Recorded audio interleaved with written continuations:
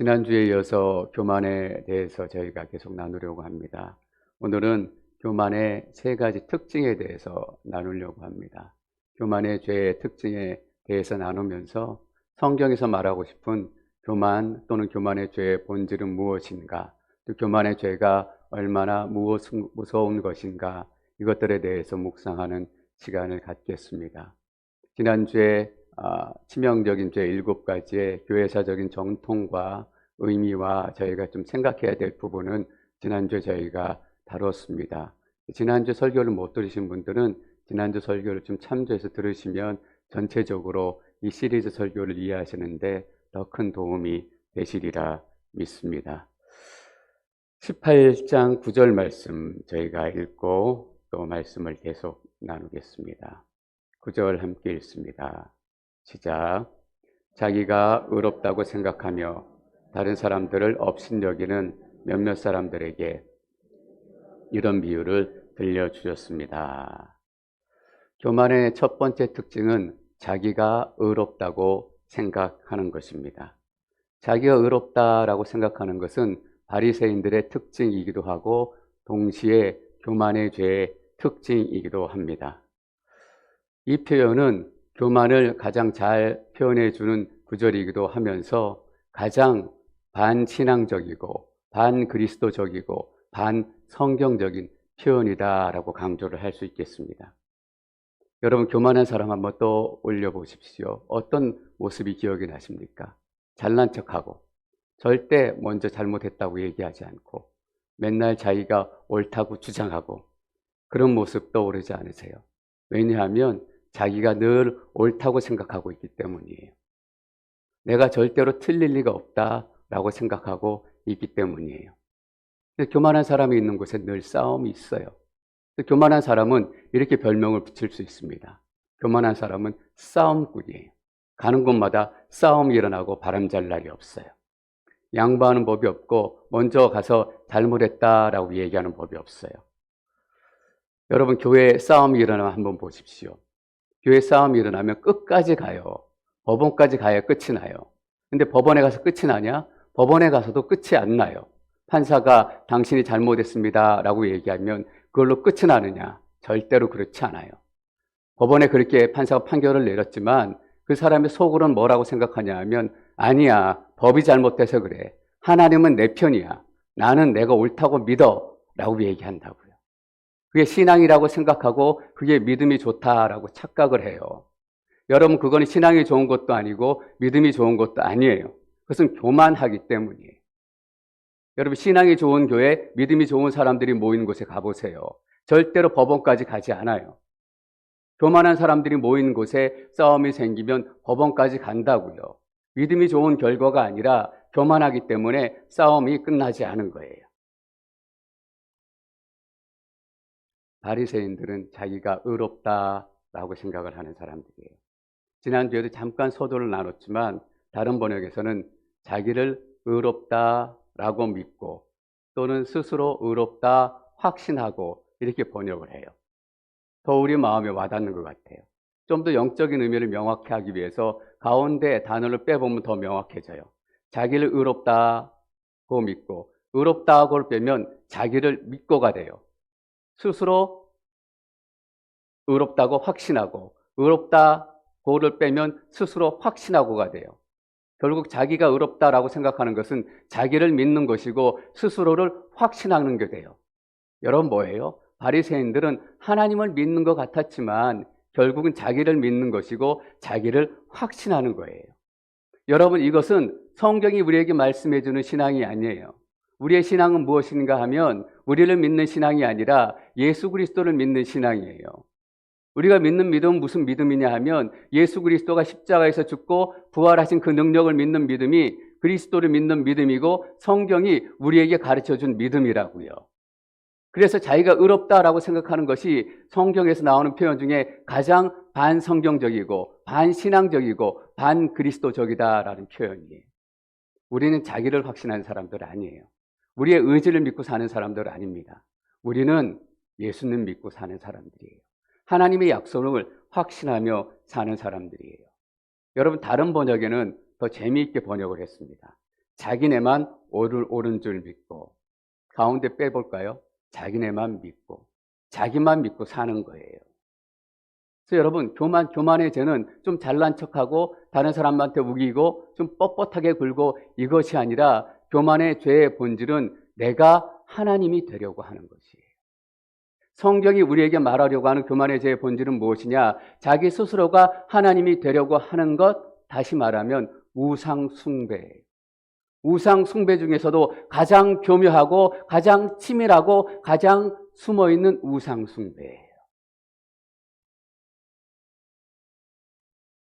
왜 교회 2000년 전통의 역사 가운데 7가지 치명적인 죄 중에 교만이라는 죄가 가장 먼저 치명적인 죄로 손꼽혔을까? 교만이라는 죄는 모든 죄의 시작이기 때문이에요. 두 번째, 교만의 죄의 특징은 무엇인가? 9절에 자기가 의롭다라고 생각하며 이어지는 표현이 뭐냐 하면 다른 사람들을 업신여기는 거예요. 교만의 죄의 두 번째 특징은 다른 사람들을 업신여기는 거예요. 바리새인들이 의롭다라고 생각하는 것이 그들의 영적인 특징이라면 다른 사람들을 업신여기는 것이 그들의 삶의 특징이에요. 의롭다라고 생각하는 것이 바리새인들의 영성이라면 다른 사람들을 업신여기는 게 삶이에요.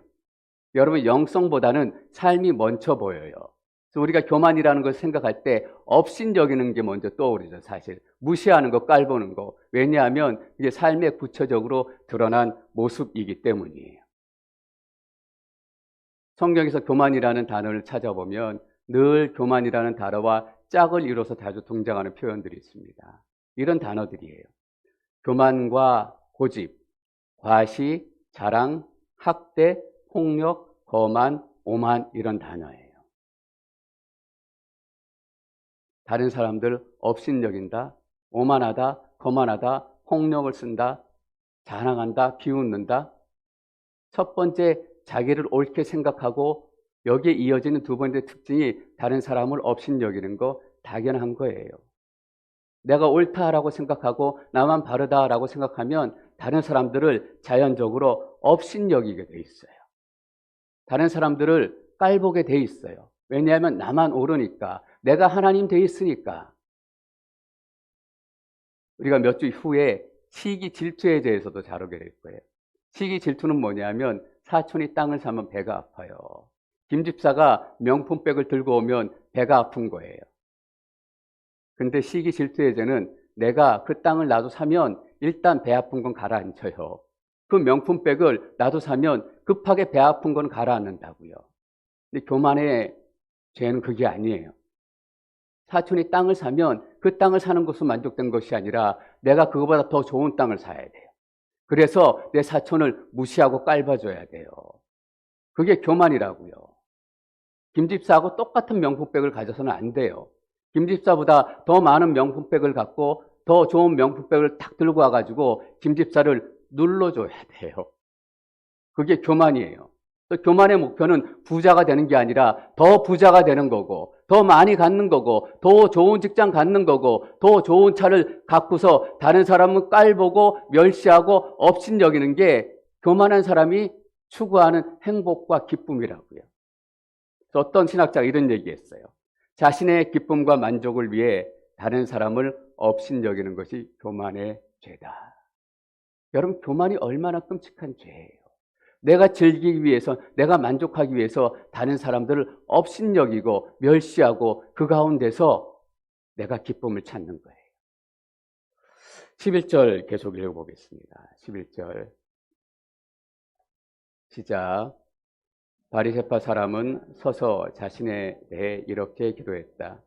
하나님, 저는 다른 사람들, 곧 남의 것을 빼앗는 사람이나 불의한 사람이나 간음하는 사람 같지 않고 이 세리와도 같지 않음을 감사합니다.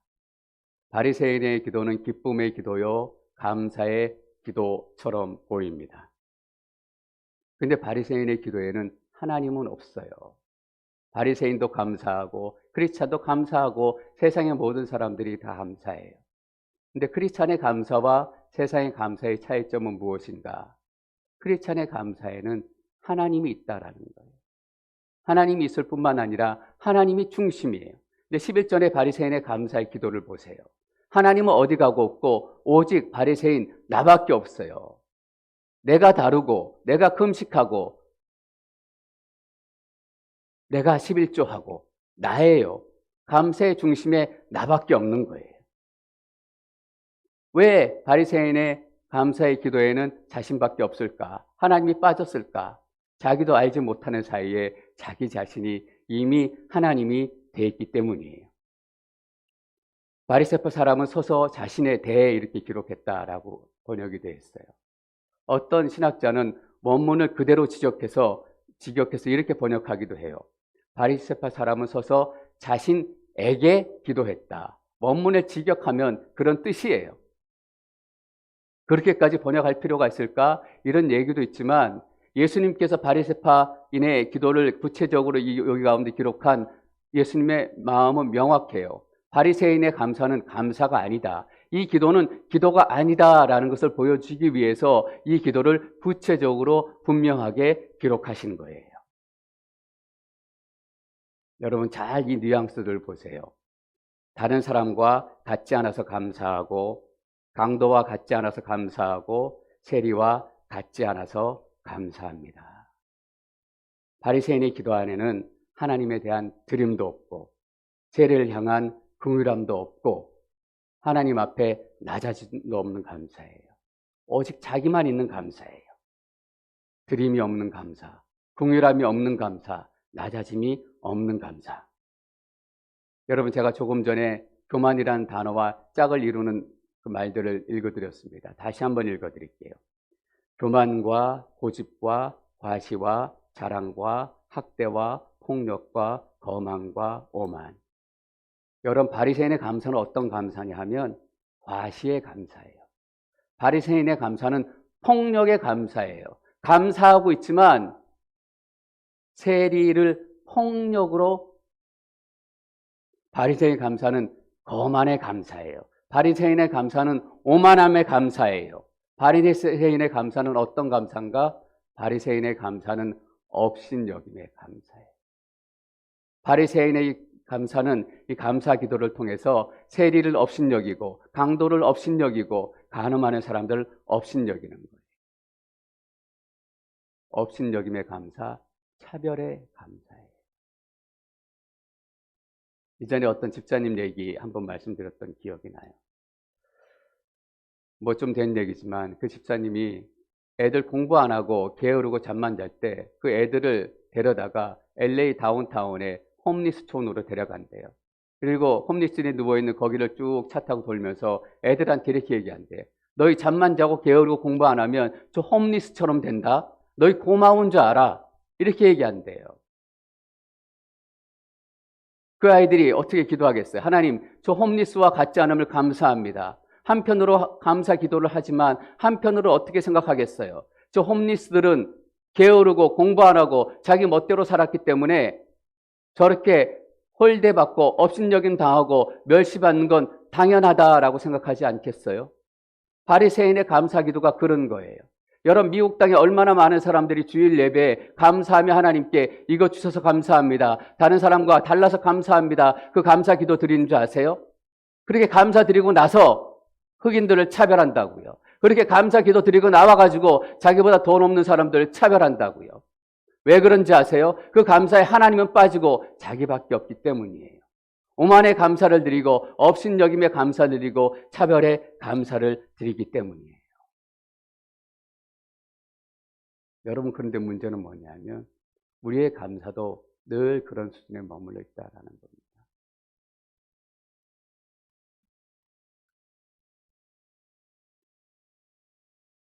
사람을 업신여긴다. 업신여김의 감사. 이게 여기서 끝나는 문제라면 더 심각한 문제가 있습니다. 아담과 하와가 선악과를 따먹으면서 무슨 얘기를 들었냐 하면 하나님처럼 될 것이다 라는 얘기를 들었습니다. 땅에 있는 사람들이 바벨탑을 지으면서 하늘에 닿도록 탑을 쌓자 라고 얘기하며 탑을 쌓았습니다. 하늘에 닿도록 탑을 쌓자라는 얘기는 하나님처럼 되자라는 얘기예요. 왕처럼 되자, 통치자처럼 되자라는 얘기예요. 여러분 근데 그거 아세요? 하나님은 오직 한 분이세요. 왕은 오직 한 사람밖에 있을 수 없어요. 통치자는 오직 한 사람밖에 있을 수 없어요. 하나님처럼 되자라는 것은 하나님처럼 되자라는 뜻이 아니에요, 여러분. 하나님은 오직 한 분이신데 하나님처럼 되자라는 것은 내가 하나님 머리 위로 올라가겠습니다라는 뜻이에요. 왕처럼 되자라는 것은 내가 왕 위에 올라가겠습니다라는 뜻이에요. 차마 입술로는 그렇게 얘기하지 못하니까 내가 결정권자가 되겠습니다라는 얘기는 내가 더 이상 하나님 말 듣지 않겠습니다. 순종하지 않겠습니다라는 뜻이잖아요. 여러분 아이들 키울 때 생각나실 거예요. 뭐 하라고 계속 얘기했는데 아이들이 말 안 들으면 우리는 이렇게 얘기해요. 너 엄마 아빠가 계속 얘기했는데 왜 엄마 아빠 말 안 들어? 엄마 아빠 말 무시해? 내가 하나님처럼 되겠다라는 것은 내가 내 인생의 결정권자가 되겠습니다라는 거예요. 다시 말하면 나는 앞으로 하나님 말 듣지 않고 무시하겠습니다라고 선포하는 거예요. 여러분 잘 생각하셔야 돼요. 내가 하나님처럼 되겠습니다라는 것은 내가 그냥 하나님처럼 되겠습니다라는 뜻이 아니라 하나님 머리 위로 올라가겠습니다. 앞으로는 내가 하나님 무시하겠습니다. 하나님 업신여기겠습니다라는 뜻이에요. 여러분 저에게 이렇게 물으실지 모르겠어요. 암만 그래도 하나님 업신여긴다라는 것은 좀 심한 얘기 아니에요? 선악과를 따먹은 지금 이 세상의 모습을 보십시오. 얼마나 하나님을 무시하고 하나님을 업신여기고 하나님을 멸시하고 있는가. 더 노골적이 돼가죠. 더 이제는 조직적으로 하나님은 무시하고 멸시하기 시작하고 있어요. 또 저에게 이렇게 질문하실 줄은 모르겠어요. 목사님, 그건 예수 안 믿는 사람들 얘기죠. 어떻게 우리가 하나님을 무시하고 멸시할 수 있어요? 업신여길 수 있어요? 우리가 정말 그런가요?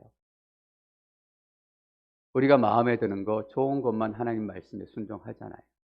우리가 불편한 거, 우리가 손해 본 거, 우리가 마음에 들지 않는 거, 이런 것들은 순종하지 않아요. 왜? 하나님 말씀 무시하기 때문에. 하나님 업신여기기 때문에.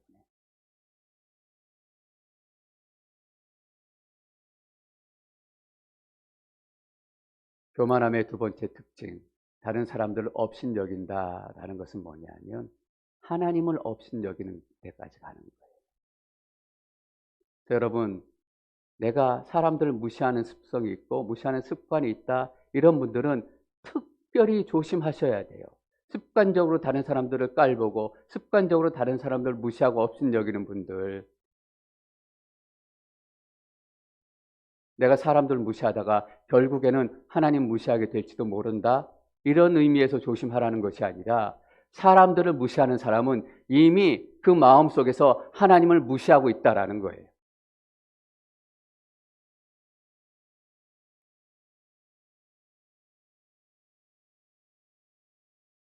나만 옳다라고 생각하는 사람들, 저를 포함해서 여러분 다 마찬가지예요. 내가 이런 습관이고 이런 습성이 있다. 아, 이러다가 내가 하나님 없다라고 생각할지 모르겠다. 이게 아니에요.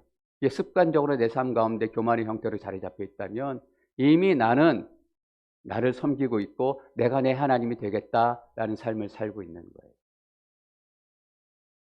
여기서 우리가 딜레마가 생겨요.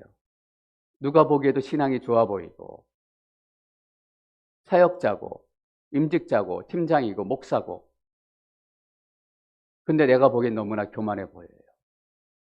이 말씀에 비추어 볼 때 저분은 너무나 교만한데 어떻게 해야 될 것인가? C.S. 루이스가 순전한 기독교라는 책에서 이 부분에 대해서 조심스럽게 답을 내렸어요. 제가 그 부분을 인용할게요. 여기서 두려운 질문이 하나 생깁니다. 분명히 교만하기 짝이 없는 사람인데 자기는 하나님을 믿는다면서 아주 신앙적으로 행세하는 사람을 우리는 어떻게 생각해야 합니까? 감히 말하지만 그들은 상상 속에 하나님을 섬기고 있습니다.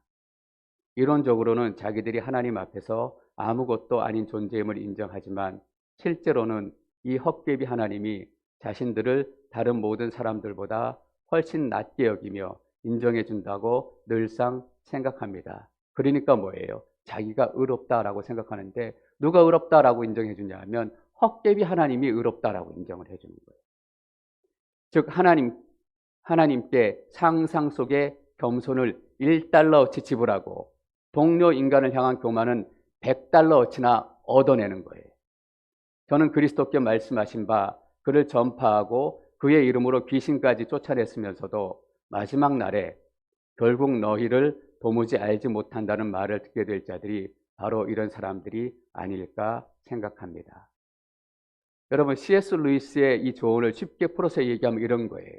목사고 장로고 권사고 집사고 팀장이고 아무리 기도 열심히 하는 것 같고 아무리 신앙생활 잘하는 것 같고 그렇지만 너무나 교만한 게 확실하고 다른 사람들 무시하고 멸시하고 업신여기는 게 너무나 뚜렷하다. 그 사람은 우리가 그 사람을 위해서 기도할 때 그분을 위해서 기도할 때 하나님 그분의 리더십으로 더 열심히 사역하게 해주시고 더 헌신하게 해주시고 더 기도 열심히 하게 해주시고 그렇게 멋있는 기도할 필요 없다라는 거예요. 그분을 위해서는 어떻게 기도해야 되냐? 하나님 그분이 예수님 진짜 만나게 해주십시오. 하나님 진짜 믿게 해주십시오. 그분은 상상 속의 하나님, 거짓 속의 하나님을 믿고 있는 거예요. 예수님 믿는 게 아니다라는 거예요. 다시 말하면 진짜 예수님 믿는 사람은 사람 무시하지 않는다. 사람 무시하는 것은 이미 그 안에 하나님 무시하는 것이 시작됐다라는 거예요. 그래서 제가 조금 전에 사람 무시하는 습관이 내 삶 속에 배어 있는 분들은 조심해야지. 이러다 하나님까지 무시하겠어? 이런 게 아니라 큰일 났다. 내가 하나님 무시하고 있구나 벌써. 이래서 주의해야 된다라는 거예요. 여러분 얼마나 두려운 일이에요. 우리 주위에 그런 분 안 계세요? 혹시 우리가 그렇진 않아요?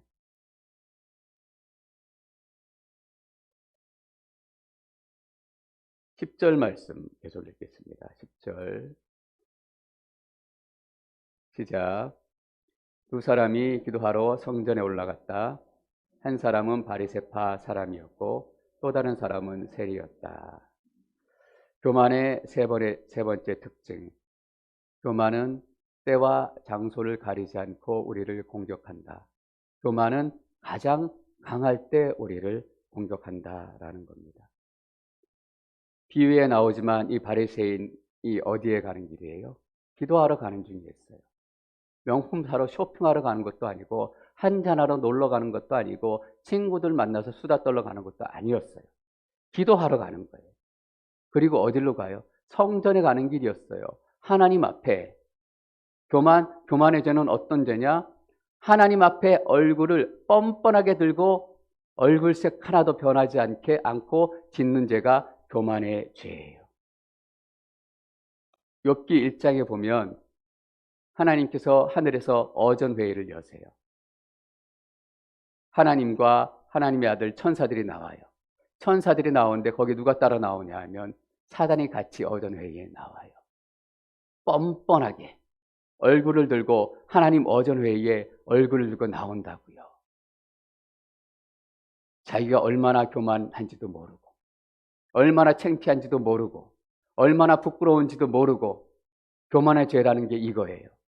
때와 장소를 가리지 않고 하나님 앞에서도 얼굴을 뻔뻔하게 들고 얼굴색 하나 변하지 않고 짓는 죄가 교만의 죄예요. 여러분, 그 다음 부분이 더 놀라운 부분이에요. 두 사람이 기도하러 성전에 올라갔어요. 우리의 기도가 쉽고 영적으로 문제가 생기고 우리의 육적으로도 문제가 생기고 우리의 인생의 슬럼프에 빠지고 우리 영적이 다운의 길로 들어갈 때 그때에만 교만의 죄를 짓는 것이 아니라 기도가 쌓이고 잠깐 기도한 것 같은데 1시간이 훌쩍 지나고 내 인생에 어떤 때보다 기도의 능력이 있고 기도하면 귀신이 떠나오고 병이 낫기 시작하고 아, 기도란 것이 이것이구나. 살아있는 말씀의 능력을 경험하고 어느 때보다 성령이 충만할 때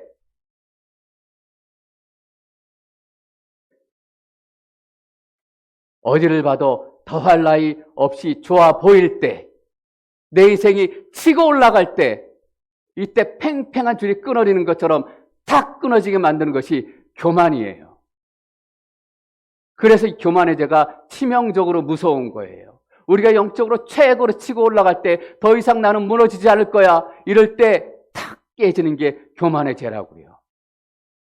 그래서 교만의 죄가 치명적인 죄 중에서도 가장 치명적인 죄다라고 불릴만 한 거예요.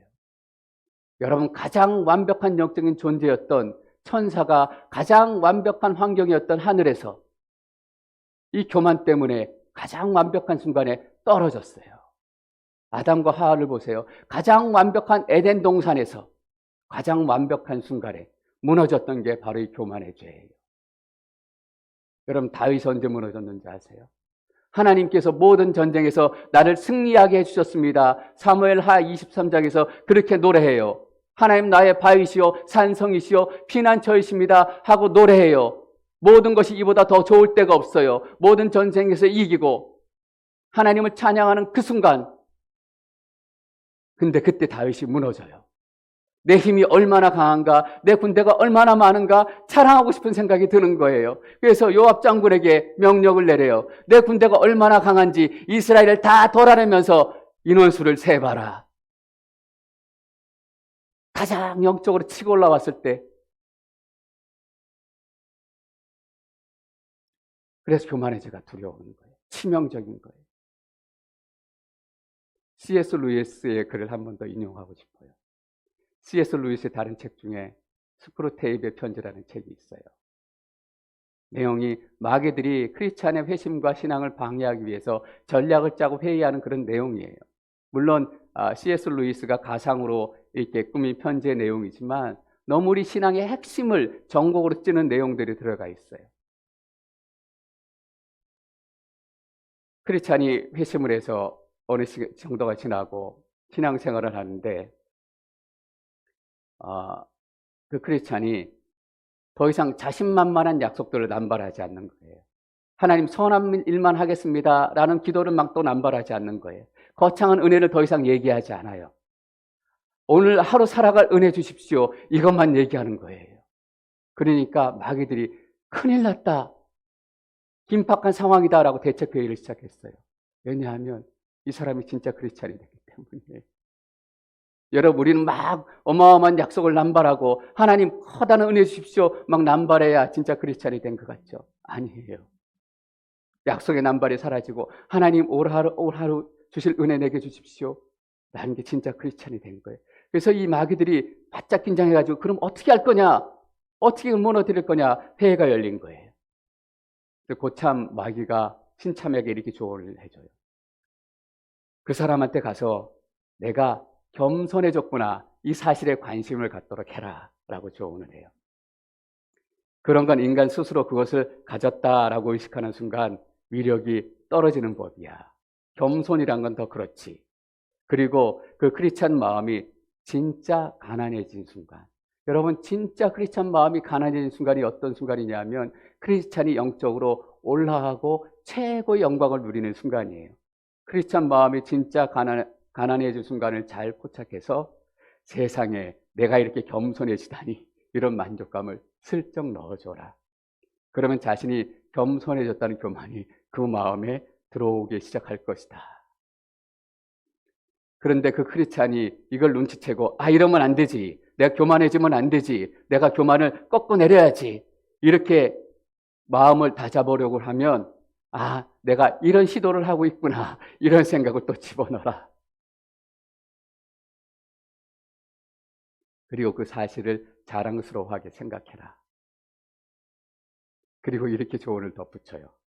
그리고 너무 오래 써먹지 마라. 들킬 수 있으니까. 여러분 어떠세요? 사단이 교만의 죄를 뚫고 들어오면 우리가 이길 수 없을 것 같아요. 아무리 조심해도, 아무리 우리가 영적으로 충만해도. 여러분 절망스러우세요? 어떻게 해야 되나? 그럼 목사님 어떻게 하는 얘기예요? 여러분 잘 기억하셔야 돼요. 우리는 죄 때문에 너무 절망해서 문제가 된 적이 없는 사람들이에요. 죄를 그냥 넘어가고 대충 넘어가고 아무렇지도 않게 넘어갔기 때문에 그것 때문에 문제가 되는 사람들이지, 우리 크리스찬의 인생을 살아가면서 한 번도 죄 때문에 너무나 절망해서 그것 때문에 문제가 된 적이 한 번이라도 경험해 본 적이 없는 사람들이에요. 그래서 한 번이라도 경험해 본 적이 있는 사람이라면 우리의 인생은 달라졌을 거예요.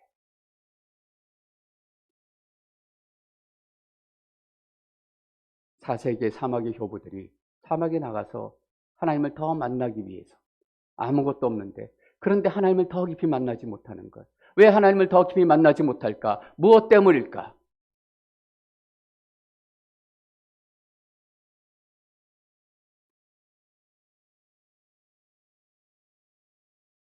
오늘 우리가 누가복음을 통해서 성경이 말하는 교만의 본질이 무엇인지 좀 나눴습니다. 성경이 말하는 교만의 본질은 무엇인가? 자기 스스로가 하나님이 되려고 하는 것이에요. 이것이 교만의 시작이에요. 내가 스스로가 하나님이 되어서 하나님 없이 내가 살 수 있다라고 주장하는 게 교만의 죄의 본질이에요. 그래서 종착역은 무엇인가? 하나님이 없다라는 결론에 가야 돼요. 왜냐하면 하나님 없다라는 결론에 가야 내가 옳다라는 결론이 내려져요. 시편 4절 말씀 뵙겠습니다. 시편 4절 함께 읽습니다. 시작. 악인들은 교만하고 거만해 하나님을 찾지도 않으며 하나님이 없다고 생각합니다. 여러분, 우리는 교만이라고 생각하면 그냥 좀 잘난 척하고 좀 의시되고 좀 다른 사람을 업신여기고 이 정도라고 생각했습니다. 교만은 그런 거 아닙니다. 교만은 어디에서 끝을 맺냐 하면 하나님이 없다라는 것에서 끝을 맺게 돼 있어요. 그럼 우리는 이런 궁금증을 갖게 될 거예요. 나는 교만한가? 그렇다면 나는 얼마나 교만한 사람인가? 하나님은 교만에 대해서 어떻게 생각하시는가?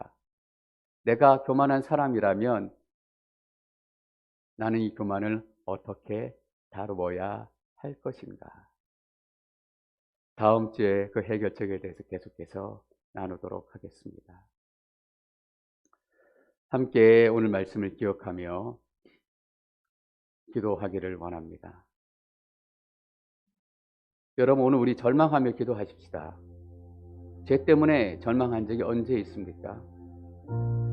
오늘 말씀을 나눈 목적이 사실 그것입니다.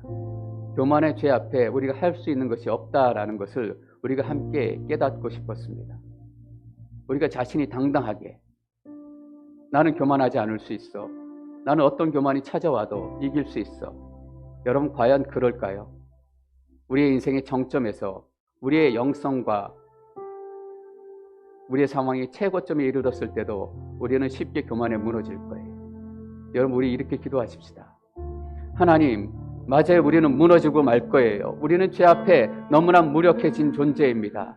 하나님, 절망할 수밖에 없습니다. 어떻게 해야 될지를 모르겠습니다. 하나님, 우리가 죄 때문에 절망하기를 원합니다. 하나님, 죄 때문에 절망해서 그것이 우리 인생의 문제가 되는 믿음의 시작을 우리가 다시금 하기를 원합니다. 그 마음이 우리 가운데 시작되기를 원합니다. 교만이 두려워지기 시작하게 하옵시고, 교만의 죄 때문에 절망하게 하옵시고, 하나님 어떻게 할까? 하나님, 그러면 내가 어떻게 해야 됩니까? 이런 질문이 우리 가운데 시작되기를 원합니다. 하나님, 절망할 만큼 절망하게 하옵소서, 실망할 만큼 실망하게 하옵소서. 함께 통성으로 기도하겠습니다.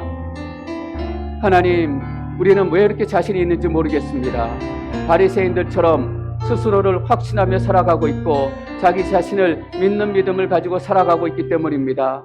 하나님, 나를 믿는다면, 하나님, 우리가 그렇게 자신할 수 없고 우리 스스로를 확신한다면 우리는 그렇게 확신을 가질 수 없을 텐데, 하나님 아버지, 우리가 죄 때문에 절망하는 그런 하나님 눈을 갖기를 원합니다. 사도 바울이 죄 때문에 얼마나 고통스러운 시간을 보냈고 얼마나 절망스러운 시간을 보냈습니까? 하나님, 우리는 너무나 당당하고 우리는 너무나 자신이 있고 이 정도쯤이야. 내가 사람들을 좀 멸시하기는 하지만, 사람들한테 좀 잘난 척하기는 하지만, 하나님, 이것이 뭐가 어때서 내가 금방 끊어낼 수 있어. 내가 결심만 하면 모든 것들을, 하나님, 우리는 그렇게 삽니다. 죄 때문에 아파했던 적도 없었고 죄 때문에 절망했던 적도 없었고, 그러니까 우리 안에 진짜 믿음이 시작되지 않습니다. 진짜 복음이 시작되지 않습니다.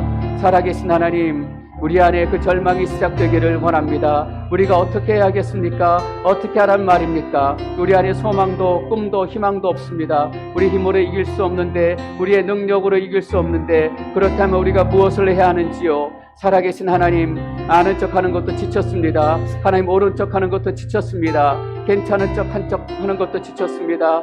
살아계신 하나님, 한 주를 지내면서 우리가 죄의 문제에 대해서 더 심각하게 고민하기를 원합니다. 하나님, 과연 교만의 문제가 어떤 문제인지 더 심각하게 고민하는 한 주가 되기를 원합니다. 우리의 주위에 교만한 사람이 어떤 사람들이 있는지, 나는 또 얼마나 교만한 사람인지 이것들을 생각하고 또 묵상하는 한 주가 되기를 원합니다. 살아계신 하나님, 한 분 한 분에게 하나님 진짜 하나님의 마음 부어주시기를 원합니다. 성령께서 우리에게 원하시는 그 마음을 깨닫게 하여 주시기를 원합니다. 하나님, 우리의 죄 때문에 우리가 낙심합니다. 우리의 죄 때문에 우리가 절망합니다. 우리가 얼마나 교만하게 그지없는지요. 하나님, 우리가 낙심하고 또 낙심합니다. 하나님, 그러면 우리가 어찌해야 할까요? 우리가 어찌해야 할까요? 살아계신 하나님,